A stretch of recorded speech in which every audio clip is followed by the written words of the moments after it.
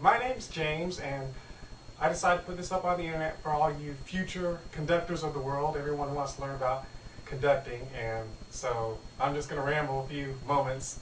To start off with, I'll talk about three things when it comes to being a conductor. First, you have mindset, then you have presence, then you have preparation.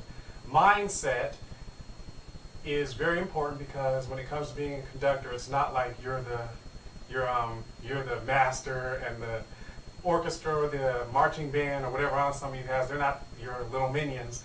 So it's more like a leader where you take the group where they are and take them to where they need to be. So when it comes to being a conductor of an ensemble, you are more like someone you're like a visionary, someone who takes the collective efforts of an ensemble and brings them to higher and higher levels. Now you're working together with them.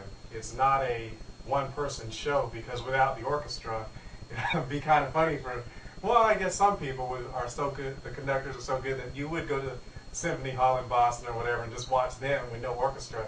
But of course you wouldn't want to have a 100-piece orchestra or a 200-piece marching band just trying to stay together in unity without someone conducting. That's why you have a conductor, because it helps bring a focus, and when you have all those wonderfully talented musicians together, it's just absolutely beautiful. And so the mindset is very important. You're not better than the ensemble, you're not better than the instrumentalists. It's your combined efforts. You have someone who's a professional in violin, the trumpets, the trombones, the French horns, the woodwinds, the cello section, all the strings, you have the percussion, the harp player, the basses.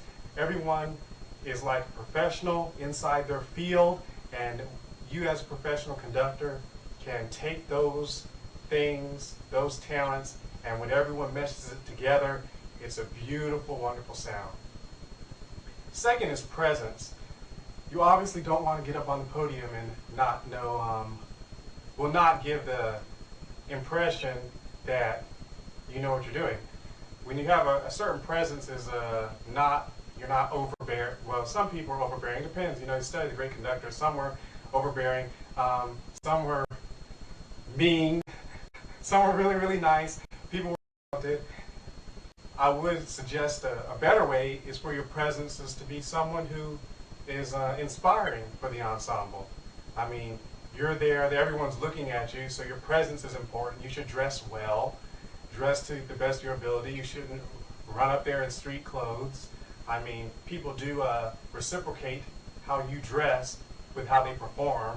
And I remember some of the best teachers, one of the most, we say best, well, all the teachers in high school very good, but some of the teachers that the kids looked most up to, the students of the two high schools I had the opportunity to go to, were the teachers who dressed well. And you see somebody dressed in a nice suit or dressed appropriately for the occasion, you tend to give them more respect than someone who just runs up there, in jeans or whatever. So, got to show you what to wear, but make sure that how you present yourself, you can shave. Dudes, you can shave, you can comb your hair, you can brush your teeth. You don't have to do all that whiteness stuff, but whatever it is, make sure that your presence is there. You're there for the orchestra, you're there for the ensemble, you're there to give them help. So when they see you, it's obviously should be peaceful, conducive to the rehearsal. Whatever it is, it should be very conducive to rehearsal. You should not be someone who's you're so full of yourself that when the violas have a problem, I mean, you're so busy thinking of what you're going to do in the next few minutes of the rehearsal that you forget them. So you should be approachable. Since we're talking about presence is approachable. So first we were talking about the mindset and the presence. The last, of course, is preparation. I have the opportunity, and so does everybody, to listen to songs and recordings, unless you're doing a commission or something. But nowadays, with the advent of a Finale and other great notation software, you have the opportunity to hear the music beforehand. Now, when it comes to shaping the music, we'll talk about that later. But preparation is extremely important.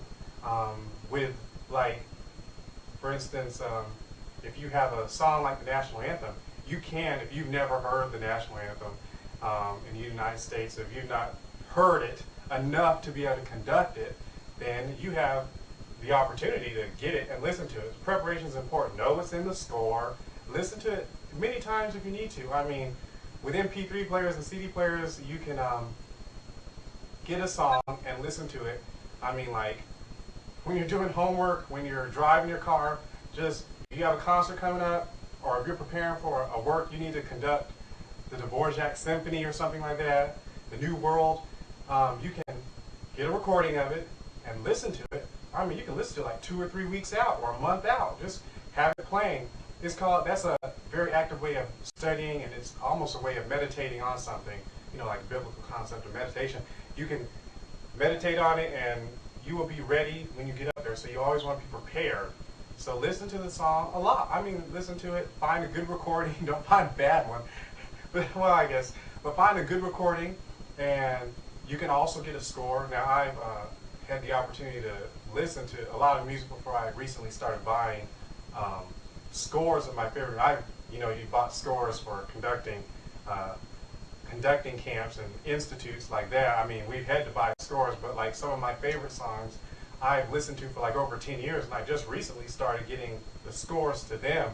So I've listened to them, I've practiced conducting them, but preparation is just very important. So just make sure you're prepared, so you have the mindset of what you're there to do, what you're there to accomplish. You're not there to waste time. Then you have your presence. You're approachable. You know what you're doing. You're you're the leader. You're running the rehearsal. Good, nice, powerful presence, and confident in what you're doing, and humble about the wonderful talents that surround you. And of course, you're also prepared. So you want to make sure that whenever you get up in front of an ensemble, you know what you're doing. Please rehearse your music. Please don't waste the ensemble's time.